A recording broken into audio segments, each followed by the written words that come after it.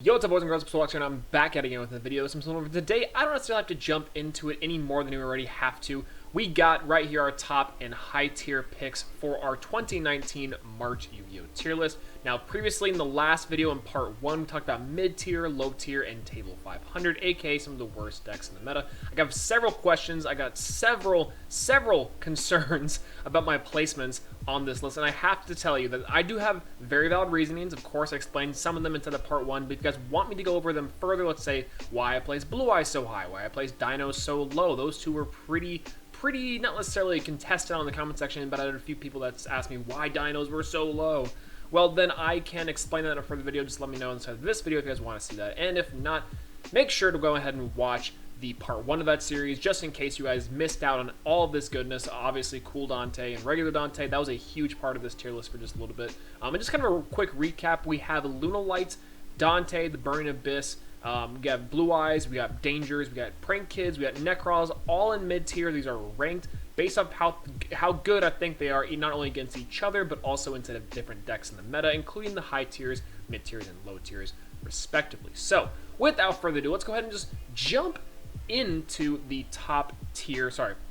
the high tier decks. And starting out, let's go ahead and do the one that I teased a little while back, and that's going to be Pendulum Magicians. Now, Pendulum Magicians I'm actually going to be ranking in the low high tier section. Now, you may be asking yourself right off the bat, we're going to get away some confusion. What does low high tier versus high mid tier mean? Is there a difference? Are they pretty much the same? And the only true difference is consistency, power, and balance are kind of what I'm looking at in terms of like low high tier and then the top mid tier. Because when you look at Luna Lights and even Burning Abyss, yeah, they could be probably considered things like low high tier. I gotta get this down. I got it low high tier in terms of their consistency, in terms of more of their balance, especially with Burning Abyss. But I feel like Pendulum Magicians can kind of do it all. Honestly, they can spam out monsters onto the board and make their link plays, go into obviously their big XYZ monsters. The Odd Eyes cards are still pretty relevant in some of that deck. And of course, Kali Yuga, which is, the Azathoth engine, which it does have at its disposal. But Kali Yuga is kind of like an Azathoth in itself, which is pretty insane. The deck itself isn't really that powerful, and in fact, it loses a lot of the high tier and more of the control decks especially. And it really is dice roll dependent, which is kind of hilarious. But, it's a deck that just won't die. And I made a joke about it a while back saying that, it's the Diddy Kong of Yu-Gi-Oh!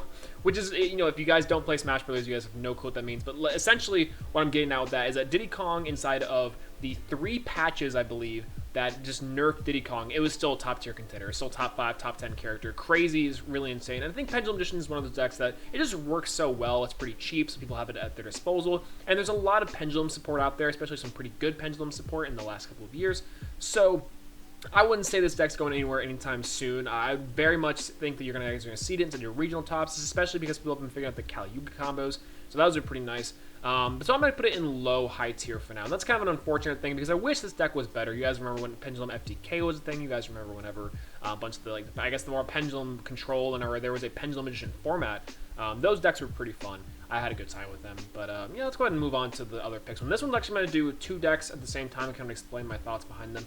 We're going to do, and this was actually a pretty highly requested one, and that's ABCs. No, actually, let's go ahead and start off now with ABCs. Let's go with Cyber Dragon. This one actually will be kind of interesting in terms of that one. You guys, we'll get to the ABCs in just a second. I actually have to get my thoughts around Cyber Dragons real quick. So I saw that on there, and I'm like, okay, let's rationalize this one real quick. So Cyber Dragons being in the lower to maybe mid-high tier is for a few reasons. So, like I mentioned previously with Pendulum Magicians, there is a certain amount of balance and a certain amount of consistency the deck does hold. In addition to that, you guys know Cyber Dragons, of course, there's a huge power boost in the deck. Now, they are getting more support soon instead of the dual power with, I think, Noxter, however you pronounce that card.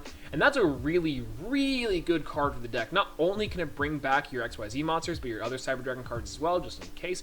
Its consistency has just gone through the roof recently. It's a deck that can only get better. And it's been getting tops, it's been getting play at regionals. You guys know I played the deck for a while, and I think it's a pretty incredible deck. Going second, it has a leg up because obviously Cyber Dragons can OTK. And going first, you can set up a pretty competent negation board that's really terrifying to deal with if they don't have a couple outs to it. The deck can also play things like Evenly Matched and Twin Twisters for back row decks and for control, which is also pretty nice. It actually has a pretty favorable matchup against Salomon Great, Thunder Dragons, and even Sky Strikers, obviously because of the Chimera Tech Mega Fleet Dragon, which is a pretty, I would say not a pretty stable 3 of, but more of a stable 2 of inside the deck, which is pretty good. I'm pretty familiar with this deck for the most part, and I can pretty highly confidently say that this thing is probably low to mid-high tier at the very, very least. It's only going to get better from here. Now, there are a couple downfall and a couple shortcomings of the deck. It's definitely something that can get shut down by Ash, which is kind of how it has the rogue deck status where it's like Ash Blossom and Ghost Ogre and things like that just kind of destroy this deck, but it can play through things like Impermanence and Valor and other things like that, especially with Machine Duplication at 3. So you guys know this is a fan favorite pick, not only for me, but for you guys as well. So let me know what you guys think of Cyber Dragons. Do you guys think it should be lower? Do you guys think it should be, in top tier? I mean, that's obviously not true, but we're going to rank the few other decks around it, and you guys can kind of see where I'm getting at with this one. So let's go ahead and start off with let's go ahead and actually talk about the control decks real quick. That's actually a pretty good segue. So now Cyber Dragons, you got, again, can do OTKs and also do control. And these decks right here, let's go Paleozoics, Subterra Guru, the Guru Control, Subterrors, and then Altergeist, kind of the 3. These are the kind of the control decks that I want to highlight inside this list, because I'm putting them all 3 together because they essentially do the same thing, right? They're all trap-based, like more like strategy-based decks where you're playing more control and trying to figure out the board, break the board, if you're going second. And then obviously going first, you're just setting a bunch of your floodgates going nuts. And these decks do have a lot going for them. So starting off with Paleozoics. Paleozoics are just the worst Altergeist. And I kind of touched on it in the last video where I'm talking about starters with dinosaurs and talking about how they don't have enough starters. Well, talking to my resident paleo expert that I talked to a while back about this, Paleozoics and Paleozoic frogs specifically, because it's kind of the engine that ties itself together with it, they have a problem with starters. They only really have Swap Frog as a true starter, and theoretically speaking, now if the deck keeps on going, if you play your trap cards with Paleozoics face down, then you can do pretty well. Canadia is a pretty good card not only in Duel Links but also in the TCG at the moment. Of course, Dynamiscus is probably the best one with the Banishing, and there's a few other starters and combos you can get going with it. Totally awesome at its disposal, which is absolutely phenomenal. That card is probably one of the best boss monsters in the game, still after all this time, which is absolutely crazy. And but again, the problem is with this deck is that its Altergeist just kind of do its job better. I mean, Altergeist have much more control. They have a lot more archetype support. They can search out and they can kind of rotate in and out, get those good card advantage. And then in addition to that, it also it just has more starters. That's a big thing with it. It's that you can have a Multi-Faker, you have Milliseek, you have a lot of things that get you to the cards that you want to see. It has great protection in the form of the Quilitus? No, Sequilitus. This is the bird one that bounces cards. That one's like insane. That one's like super obnoxious to deal with. And then also you have the other one that like prevents attacks and negates effects. That one's actually really good too. So there's a lot of good control elements inside of Altergeist. Now, unfortunately, people were citing against it for a very long time. And nowadays, it seems like Twin Twisters and Reboots are popping up inside decks everywhere. Pankratops is obviously a really good card against that deck. So people are aware of the deck strategies, but it's still performing pretty highly. I mean, I'm pretty comfortable putting inside the high top tier, or the high tier, maybe mid-high tier for this, just because, it does things super, super well. And then we have Guru. Guru Control should be no surprise. You guys have been seeing it topping. It was at YCS Dusseldorf, it was at YCS Chicago. People have been experimenting with this deck ever since Guru came out. Of course, Pot of Extravagance for all 3 of these decks practically are doing super well for boosting the consistency of the deck, and Guru is no exception. Guru having the built-in hand trap in the form of Fiendus, and then also the Book of Moon effect really does add a really cool layer of it. Honestly, the deck's really consistent. Surprisingly, it's really, really good. And is it better than Altergeist? I don't know. I think it's probably one of those things that, ultimately speaking, it's like, they could probably go back and forth. Like Altergeist could be here, and then like Guru could be here. It's back and forth with those two. I definitely think though that these 3 Paleozoics, Altergeist, and Guru definitely have a winning matchup against some of the combo decks. Again, some of the high tier, the mid tier, low tiers, and obviously table 500s. But in addition to that, in its same high tier respective, it definitely has a better matchup against Cyber Dragons, especially going first with the die roll. and Pendulum Magicians that's able to set up those floodgates. And the deck doesn't need to OTK. It can stall, it can go for the grind game. That's kind of what it wants, because these decks also, they build value over time, which is a really important thing that you guys can see with the high tiers going forward, with like a pattern that you're going to watch with, is that the decks that are doing really well, that are performing higher at the higher levels of consistency and higher levels of play, are decks that just do better over time, that don't necessarily have to OTK like I was mentioning previously. And Cyber Dragons, you know, that's the plus of theirs that they can, and decks that can do that are really good. But the high tier decks seemingly right now are decks that generate a lot of value, that have really good starters, have pretty consistent play through hand traps, and then can also, you know, get better over time. So I feel like Guru Control, Artsgeist, and Paleozoics are all three decks that can do that. Now, unfortunately, I don't necessarily think they're the best decks, and this is me saying, you know, not the best decks out of the high and top tier, but, you know, they are still really good, something you got to look out for, and I'm going to place them right there on the tier list. Speaking of control and getting better over time, let's talk about Orcust. Now, Orcust, I feel like, are the weird sleeper deck that I actually dismissed a while back. It's almost in a weird way. It's kind of like Salomon Great. So Salomon Greats, before they had their the social structure deck, they were terrible. They were a crazy discombobulated deck that were just all over the place, and you're like, oh my god, these cards just kind of are underwhelming. But Orcust are the same way. You know, their decks and their cards that came out previously, they were cute. Like, you could do some cool things with it. But now the Danger Orcust, the Zombie Danger Orcust, like a bunch of the hybrid cards, and like a bunch of the innovation. Really. The innovation with this deck really has made it shine. So, in my opinion, it kind of deserves a higher tier spot. Definitely above the other control decks, because it has control aspects of it, and then also has like shenanigans with Borrelsword Dragon, with Topologic Bomber Dragon, so you can get some pretty good mileage out of this deck, and it's pretty cheap for the most part too. I mean, all the cards were available, I think, in Soul Fusion, and maybe like a few in Savage Strike. I could be wrong on that one, but yeah, the deck overall is pretty solid, and especially because it won the one YCS. I'm not saying that winning the YCS is like the end all be all for certain decks. I mean, obviously things like the Prank Kids can show us of that.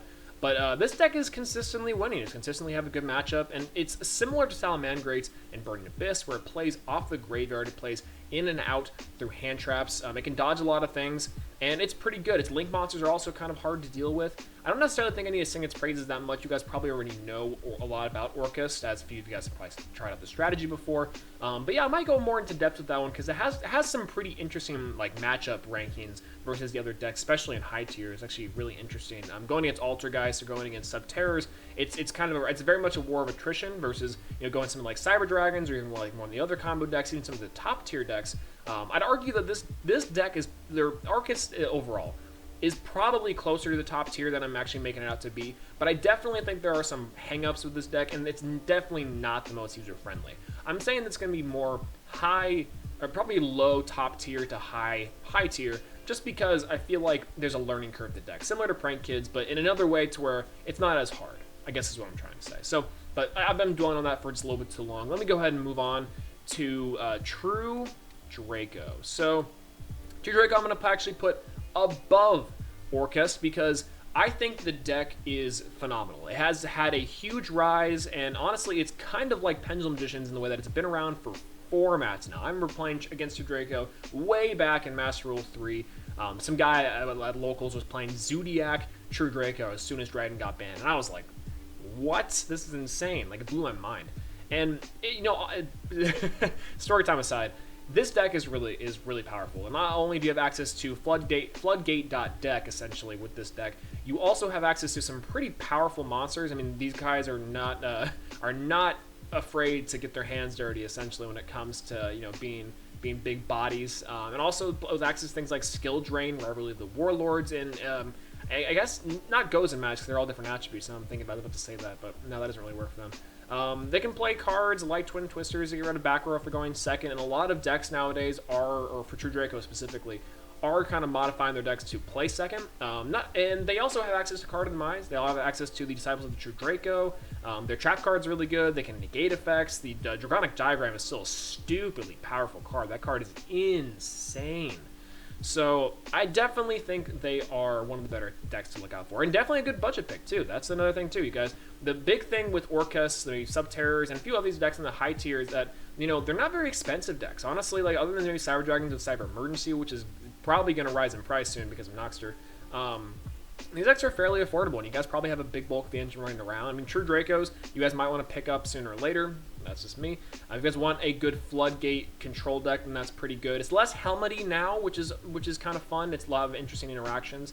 The deck just recurs a lot of value. I mean, I've been talking and singing this praises about like what the cards can play, but the deck also really does well over time and like getting good value. Now it's pretty weak to something like evenly matched, even sometimes twin twisters if your opponent's just clearing board, because at the end of the day, this deck is a back row deck similar to Subterrors. It's a control deck like Altergeist, something like Paleos where it has a bunch of effects like that. However, it is a little more powerful. It has a little more of a powerhouse, and the monsters definitely do a lot more, which is nice. Definitely consistency-wise, it's pretty slick too. In addition to that, just again, like card demise and much of the draw power it has at its disposal, which is really reoccurring that value, is probably what places it in the high tier for me. And its placings left and right is also a big one for that. But against Orcust as well, again, similar to how Subterrors and Altergeist can probably flip back and forth, I feel like Orcust and True Draco can probably flip back and forth in between which one is better in this slot. But overall, I think True Draco is just the better deck. Again, that's probably just my opinion. However, it probably is just the better deck. So let's go ahead and do it that one. Now, this next one is going to be a little bit weird. I probably should have mentioned earlier, as it is pretty much lower in the tier list, and that's Crusader Guard Dragon. Let's move Equimax. Probably, I don't know if I want to put it above Altergeist or below Altergeist, because so here's my thing. So below Altergeist is definitely going second against Altergeist. The Crusader Guard Dragons and Crusader in general, a bunch of the combo decks, like I've been saying, has a terrible time against back row decks going second. Going first, however, Crusader Guard Dragons is like up here. It's up here. It's like maybe just a little bit lower than like Subterra Guru. It's pretty insane. You can put out 3, 4, maybe even 5, 6 negates sometimes. You know, I've been seeing some crazy deck lists run around. I run Gamma Seal in mine just because I feel like that's a really slept on card. That thing is insane when you use its negation effect. And then going second, you know, you can also do its generic, you know, Equimax, like run over turbo OTK things that you can do with the deck. However, it's much harder to do that because obviously they have a board set up in place, and there's a few things that go into it that make it a little bit less consistent than your maybe traditional Crusader, like Mech Knight deck, let's just say. But overall, you know, Crusader Guard Dragons, it's a really good budget option, a really good, solid, consistent budget option, and it's been performing relatively well. I mean, at the regional level, even at the YCS, we saw it a little while back in YCS Chicago. This thing had its breakout moment. It takes like 2 Crusader monsters to get full combo, so uninterrupted, this thing is a monster. This thing is an absolute beast. And if you're not going to win in that first turn when you negate, you're just going to swing for damage and board. I mean, honestly, this thing puts out monsters with 3,000, 2,700 attack points. You're not worried about this at all. I will say the only shortcoming to this deck is Saryuja. It's pretty susceptible to hand traps too, which is kind of the thing. So I mentioned in the last video how I think that the 6 Samurais and the Dark Warrior decks and some even the zombie decks are really susceptible to hand traps, and they're more glass cannons, which is kind of unfortunate. And similar thing with this one. I feel like the Crusader, Equimax, all that jazz, especially inside the Guard Dragons, they're really susceptible to things like Impermanence, to Valor, to Ghost Ogre.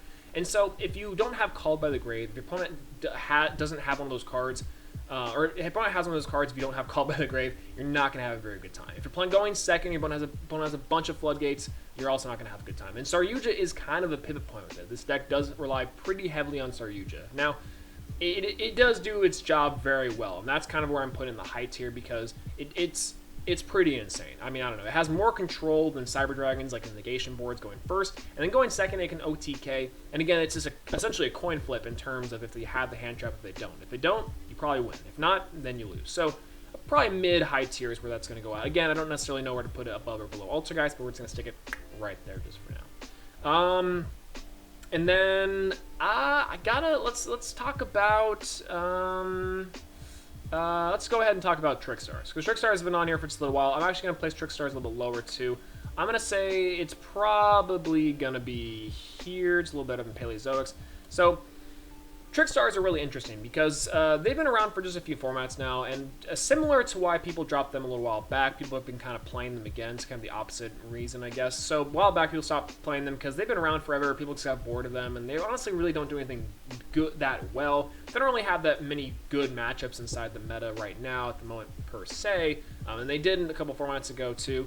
But right now they might be seeing a surge. I mean, it's a deck that people are picking up, people are comfortable with. It's been around for a little while. They just recently got some new support that makes the deck pretty good again, which I like a lot. It seems to function really well with certain combos. And honestly, the Trickstar cards, Light Stages is insane. Obviously, Droll Reincarnation is absolutely bonkers, and I can't believe Reincarnation dodged, like, what, 2 or 3 ban lists at this point? That just blows my mind. That card is so degenerate, it hurts. And it's so good, oh my god. And Trickstar's burning effects is kind of the... not necessarily the name of the game anymore. So it used to be more of a burn control deck, and now I feel like it does have the burn aspects to it, but it's a lot more than that, which is a lot of really good players and a lot of really good top players have been trying to show us that. Of course, you guys know that's been like a bubble deck, day 2 deck for a little while, and I think it's going to be a matter of time before we start seeing a lot of the, how do I put this? A lot of the better players kind of just push this deck a little bit further, innovate, and see what they can really do with it. And it's a really good, solid, consistent engine overall. Like, it doesn't put out the biggest monsters per se. You guys know, like the meme is like the 1900 body just destroys this deck.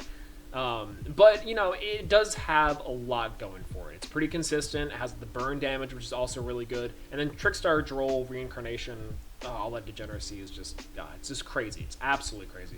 It's not as powerful as some of the other decks before it, obviously. I think that it's not as good as Altergeist or Guru, True Draco, any of that. I don't necessarily think it's that good. It does beat out, and has positive matchups against things like Paleos, especially things like Blue Eyes and Dangers. It kind of loses to OTK decks-ish. I'm trying to think of like how necessarily. I mean, it kind of loses if they don't necessarily have the Droll and Reincarnation. If they don't have Reincarnation, then they definitely lose because they lose all the combo pieces.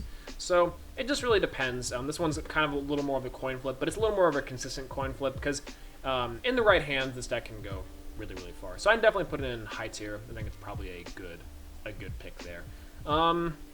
And I guess it's time. I guess it's time for us to talk about the elephant in the room, the clear thing that is driving this entire discussion. You guys have been asking for a little while. ABCs. Now, where do I put ABCs inside this tier list? I'm sadly gonna have to put ABCs right below Cyber Dragons, and this is kind of the funny thing. Now, people have been noticing that, and me too as well. I think that it's pretty solidly low high tier, and my reasoning behind that is just because I feel like it has tops, it has notoriety, it's been getting really, really good just for a little while now. The ABC Buster Dragon is an insane card. In addition to that, A is now off the ban list, so it's free to roam and do its full combos. Union Hanger is still pretty good with it. However, it does still rely pretty heavily on a few different key cards that if your opponent hits them just right, then your combo's kind of ogre.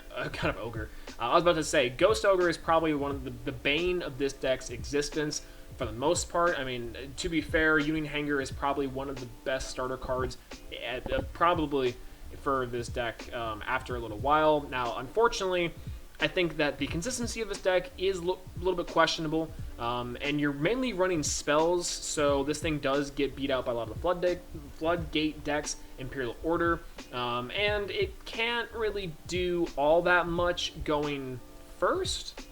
It's a lot easier to break that board going first, or if the deck goes first, than if you're going second. Going second, it's pretty phenomenal about breaking boards and pushing for OTKs. Plays cards like Evenly Matched, Twin Twisters, again, kind of similar to things like Cyber Dragons. And similar to Cyber Dragons, you know, it's the machine combo deck. It's a nice little control variant, and I feel like it's a decent rogue pick nowadays. I mean, 3 of the structure decks in itself, for the budget players, it works out pretty well, and it's definitely a deck to experiment with, and I think that with the right hands and with the right amount of support, will be good going forward. So, low high tier is when I'm placing that up. Definitely above Pendulum Magicians. Though Pendulum Magicians do have the lockout and they do have a lot of combos going for them, I think that ABCs overall have had, you know, the tops and have had the regionals, the YCSs, to kind of prove that it can really compete still inside this meta with the right hands. Now, again, the funny part is that that's why I'm putting it more low high tier, because it does have I said in the last video that, you know, with the right hands, it doesn't really mean anything with things like Prank Kids and Necros, Blue Eyes, yada yada. However, it does matter for things like Cyber Dragons and things like Pendulum Magicians and things like APCs, because the deck doesn't have that high of a learning curve. The deck isn't that good to where, or isn't that hard to play to where you can't just pick it up and win games just because you are semi-familiar with the cards. Now, the more intricate interactions that the deck does have and does handle really well, you will have to learn. But I will say, in addition to the easy learning curve, the powerful monsters and cards, the insane boss monsters, and the pretty consistent combos, this thing is reliably low, high tier. I wouldn't put it above Cyber Dragons, but I don't know if I'd put it in, high mid tier just yet. But I don't know. What do you guys think of it? You guys were kind of talking about ABCs just for a little while, wondering about that one. So what would you guys think of it? Let me know in the comment section down below. Now, we have 4 decks left that we're going to talk about. Obviously, you guys are probably itching to hear what I think about Heroes. I think that Heroes are absolutely phenomenal as well. You guys know it's my favorite deck of all time. But we're going to say that for the very end. I'm going to give my honest opinions about Heroes at the very, very end. But for now, let's go ahead and get into the top tiers. That is going to be it for our high tier decks. A little recap. We have True Draco, Orcus, Subterra Guru, and then maybe Altergeist, maybe Crusader, Guard Dragons. I feel like they're probably 50-50. Then we have Trickstars, Paleozoics, Cyber Dragons, ABCs, and Pendulum Magicians. Now, the top tier decks, the best decks to play, and why. Now, first, I'm going to start out with the deck that's probably been here the longest, and that is Sky Strikers. No, let's let's go ahead and go with worst to best top tier. That's actually probably a little bit fair. It's probably a little better measure, too, about like how we're going to reveal the best deck of the format. Right now, let's go ahead and talk about Thunder Dragons. Thunder Dragons are the weird elephant in the room because on one hand, they're such a powerful, consistent deck. But really holds this deck back are 3 things in particular. And you may have noticed that they're not necessarily winning YCSs anymore. They're not necessarily, they're still topping regionals. They're still winning because the Danger Engine, Seconds Light stuff, the innovation of the deck is happening. But, number one, the deck's been around for just a little while. People are probably bored of it. In addition to that, that kind of follows into people are side decking for it. People know how to play against the matchup, and the deck really isn't that hard to get around. The problem is that the boss monsters are incredible. They're absolutely insane. They're bonkers, if I may say so. But people do know how to get around the deck at this point. It's been around long enough, and people essentially are playing and siding against this deck in particular if they have a bad matchup against it. Colossus, Titan, things like that. I mean, people, heck, they've been siding in the Predaplant Fusion monster just to get rid of these things. People are aware, and people are knowing about it. It's kind of like a weird rogue tier thing where it's like, if people know how to beat it, it's pretty easy. But overall, it's just also really incredibly insane. The deck can also dodge hand traps pretty well. It's incredibly consistent with its discarding effects, summoning onto the field, adding cards to hand. You do recur a lot of value, and Thunder Dragon Fusion, if you're playing the pure variant, is a really, really good fusion spell. But number 2, the problem with this deck is that it's way too expensive. I mean, that's kind of the thing, is that Colossus is still $50, $40 right now. Titan's gone a little bit lower, and the baby dragons, the Dark and Roar and all that stuff, that's gone up and down just depending on the format and depending on tier list and stuff. But I feel like it's still just super god dang expensive, and for what it is, you could play in a much better deck for much cheaper, or you probably already have a lot of the cards in terms for the couple other decks that are on the top tier list. Even some of the high tier decks perform extremely well, have a similar type of style of control, but they're just not as expensive. And that's kind of the big folly and the big fault of Thunder Dragons at the moment, at least in my eyes, that they're a top tier deck, but they get held back by the fact that they're really expensive and people know how to play against them. Now, number 3, the problem with them, I think they are the worst top tier deck. Now, again, they are the worst top tier deck. They're still insane, but the worst of them is that right now I feel like, and the third reason, kind of gone over, I'm trying to kind of make sure I don't repeat anything I just said. I think the big thing right now as well is that the player base that's playing them isn't trying to innovate that much further than what we've had so far. I think that maybe with future ban lists and maybe future sets, we can kind of see some things going on. With Aloof Lupin and with Gold Sark being banned, decks had to kind of innovate and be forced to that, but the deck isn't forced to do that anymore. So in addition to that expense and then also people citing for it, it's probably going to be my lowest top tier pick for this format at least. Now again, it's insane, but that's just gonna be it. Now, I'm gonna make a call here, and this is going to be one of those things where I'm kind of, insane. But I think the second best deck of the format is Salomon Great. Now, before you raise your pitchforks and light your torches, fire Torches, Salomon Greats. I think that they are good. And I'm going to go ahead and play Sky Strikers there because we're going to talk about that in a second. You guys already know this is kind of where that's heading. Now, Salomon Greats, I think, are really good. Salomon Greats are insane. They've been topping left and right. They're super cheap. They're really accessible. They are insanely user-friendly. I've been saying insane a lot inside this list, but they are so user-friendly that it hurts. And I feel like, unfortunately, they have a bad matchup against certain Thunder Dragon builds, and they have a bad matchup against Sky Strikers. They do have a somewhat favorable matchup going first, but overall, they do lose to Sky Strikers. I mean, that's kind of the thing. Widow Anchor is insane if Sky Strikers go first, and they're able to set the Widow Anchor, and then they can just take your guy, or they can negate effects, then what can you really do? I mean, you saw that Blade YGO topped the UDS with enemy controller going first, and then if they could steal the monsters from their Salomon Great mirror match. And that's a big thing too, is that, you know, Widow Anchors is that, but better. And in the mirror match is kind of a big thing here as well. The deck is its own worst enemy, which is really funny, because when you think about it, you know, everyone is playing this deck, everyone knows how to play against it, but the deck just does so many things right. And I'm not quite sure if I need to like sing this deck's praises or like tell you why this deck is just kind of worse than Sky Strikers right now. But let me just talk about how good it is real quick. This deck just does so many things so consistently. It recurs so much value off of like 1, maybe even 2 cards.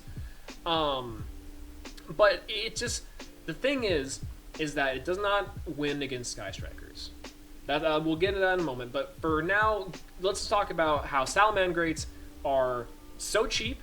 They are like $30, like with you know, Sunlight Wolf and with a few other cards, it's like maybe $50, and you can have a great time. You can win locals, go to regionals, top those, and even YCSs. This thing's getting placings left and right. It's so consistent, 1 and 2 card combos. It does everything in recursion super well, and if opponent doesn't have the DD Crow, doesn't have the hand traps to stop it, then you're golden. You run Ash Blossom, you can run Floodgates, you can run Enemy Controller. This deck has a lot of room to improve, and it's not going to get like hit on the ban list anytime soon, so that's also a godsend. And overall, you know, this deck dodges hand traps. It beats literally every single deck inside the high, mid, and low tier range. It has some bad matchups against certain decks going first and some OTK decks, but Roar is obnoxious. You know, access to Ash Blossom and Effect Violer, a Thanos Dragon, and I just think it's a very solid deck. But unfortunately, the best deck is still Sky Strikers. And here's why. You guys might not agree with this, and if you guys don't, then that's totally fine. Honestly, Salomon Greats and Sky Strikers are probably back and forth 50-50, but just in my opinion and based off of what I've seen, based off of the matchup spreads, and based off of my experience playing Sky Strikers playing Salomon Greats against Sky Strikers are just the better deck right now. They still recur insane value. Multi-roll is still an incredible card. They have things like Widow Anchor, which is busted. They have things like Eagle Booster for protection. They have things like the Burning Fire one to get rid of monsters and the Jam Wave to get rid of spells. It's just so consistent, and it's just, I don't know how to put this. It's not very threatening. It's similar to Salomon Greats, where the boards aren't really that hard to get around per se, but the deck just does a lot right. And again, like I was saying with the high tiers, the further the matches go on, Sky Strikers just recur value, and they dig deeper and deeper in the decks, getting their power cards and getting their win conditions. I mean, they have cards that can attack directly and send cards to the graveyard. They have Shizuku, which sends cards and adds them to hand. You have Kagari, which is that card's been asked to get hit several times, so I don't even need to tell y'all that card's insane. And I feel like that's kind of where I'm at with this deck. I mean, you guys don't necessarily need to hear me talk about how good this deck is because it's been around for so long. I mean, it's been around for so long. It's been, you know, winning tournaments left and right. It's been essentially expensive, kind of similar to the Thunder Dragons, but a lot of the cards really aren't that expensive, to be fair, and other than maybe like Engage, which is also like one of the best draw spells that I've seen in so long. The deck's pretty budget friendly for the most part. You have a little bit of extra Skrilla to spend, and it's powerful. It is powerful, and in my opinion is the best deck of the format. And you know, just to wrap this video up, I want to thank you guys for listening to me go on and on about these decks, these top tiers, about these high tiers, and kind of just, you know, stay with me and revel in the fact that, you know, at the end of the day, let me just do something real quick. At the end of the day, the true winner of everything is just change this color to maybe purple. Yeah, that sounds right. Is our heroes, baby. You got Darklaw, you got Trinity, Absolute Zero, Acid. This deck does it all. Consistency, you can search with Stratos now. Broken. You can add cards to hand with Shadow Mist, or you can add Mass Change, Win Condition. Boom. Interesting and satisfying win condition. Absolutely phenomenal. Darklaw is an incredible card, you all already know. Anki for the OTKs. This deck is in God tier. I stand by that. Anyways, let me know what you guys think of this tier list down in the comment section down below. I'm sorry if this was a little bit longer. I've kind of had to get all the decks in high tier sorted out and then top tier. This is what I feel like is solidly and most consistently the best deck of the format, Heroes. Just joking. So the best decks of this format, we got, Sky Strikers, Gazelle, and then we have Thunder Dragons, and then obviously the high tiers we've gone over. So if you guys have any questions with this tier list, if you guys want to see another tier list, potentially one that you guys voted on, and I'll rate it and talk about it. If you guys want to see matchup spreads for any of these decks and how they fare against other decks inside of this tier list, let me know in the comment section down below. I'd love to hear your thoughts on it. And if you guys think Heroes are God tier, let me know too. I mean, obviously, I already know it, and obviously you guys know it too. So that's all I got to say about this. I am incredibly tired. This is like, this is a huge undertaking, doing all this research and playtesting and all that jazz. But I really appreciate you guys sticking it out for all this time. If you guys liked the video, make sure to leave a like. If you want to see more, please subscribe. I got more videos coming in the pipeline, so stay tuned for that if you want to. And yeah, I'll see you guys later. Peace out.